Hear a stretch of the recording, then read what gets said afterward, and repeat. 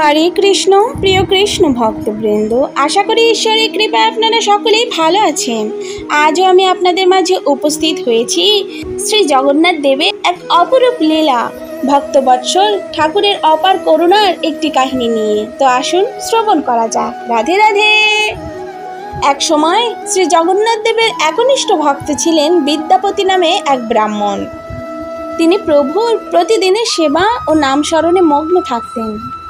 তবে তার মনে বড় আশা ছিল একবার পবিত্র পুরীধামে গিয়ে প্রভু জগন্নাথ দেবকে দর্শন নেওয়ার।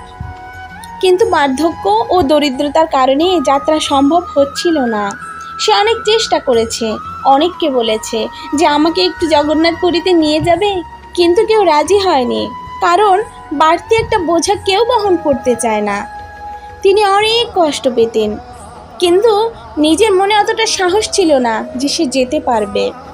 জগন্নাথ দেবকে দর্শন না করতে পারায় সে মনে মনে অনেক কষ্ট পেতে লাগলো। এক রাতে তিনি কান্না ভেজা চোখে প্রার্থনা করলেন, প্রভু, যদি তুমি সত্যি ভক্তবৎসল হও তবে নিজেই এসো আমার কাছে। আমি তো যেতে পারছি না। শুনেছি তুমি তো ভক্তবৎসল, ভক্তের চোখের জল তুমি দেখতে পারো না, ভক্ত ডাকলে তুমি না এসে থাকতে পারো না। তুমি আমার কাছে চলে এসো প্রভু, আমি তোমায় একটিবার দর্শন করতে চাই, দেখি তুমি কেমন ভক্তবৎসল। কাঁদতে কাঁদতে এরকম প্রার্থনা করতে করতে কখন সেই বিদ্যাপতি ঘুমিয়ে পড়ল। সেই রাতেই বিদ্যাপতি স্বপ্ন দেখেন এক শুভ্র বসনা কৃষ্ণ মূর্তি তার ঘরের দরজায় দাঁড়িয়ে আছেন, মুখে মৃদু হাসি, হাতে শঙ্খ চক্র গদা পদ্ম। তিনি বললেন, হে বিদ্যাপতি, আমি এসেছি তোমার ডাকে। তুমি যে ভক্তি নিয়ে আমায় ডেকেছ তাতে আমি বিহ্বল।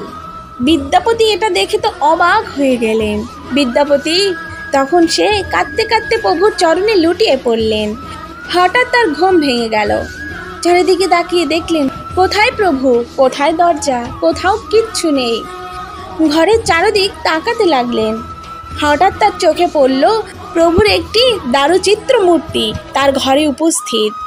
সেই থেকে তিনি সেই মূর্তিকে প্রতিদিন পূজা করতেন আর অনুভব করতেন পুরীর জগন্নাথ যেন তার নিজের ঘরেই রয়েছেন। এই লীলাটির বার্তা আমাদের কাছে তো স্পষ্ট। প্রভু ভক্তের ডাকে সাড়া দেন। স্থান বা ধন সম্পদের প্রয়োজন হয় না, প্রয়োজন হয় শুধু হৃদয়ের গভীর প্রেম ও বিশ্বাসের। তাই নয় কি? আপনারাই বলুন। রাধে রাধে। ভক্তের ডাকে যিনি ছুটে আসেন তিনিই তো প্রকৃত ঈশ্বর, তাই না? জয় জগন্নাথ। এই ছোট্ট লীলাটি আপনাদের কেমন লাগলো অবশ্যই কমেন্ট করে জানাবেন, এবং এরকম আরও নিত্য নতুন লীলা শ্রবণ করার উদ্দেশ্যে আমাদের এই চ্যানেলটিকে সাবস্ক্রাইব করে আমাদের পাশে থাকবেন। তো আজ এই পর্যন্ত, আবারও দেখা হবে নতুন কোনো ভিডিওতে। ততক্ষণ পর্যন্ত ভালো থাকবেন, সুস্থ থাকবেন। রাধে রাধে।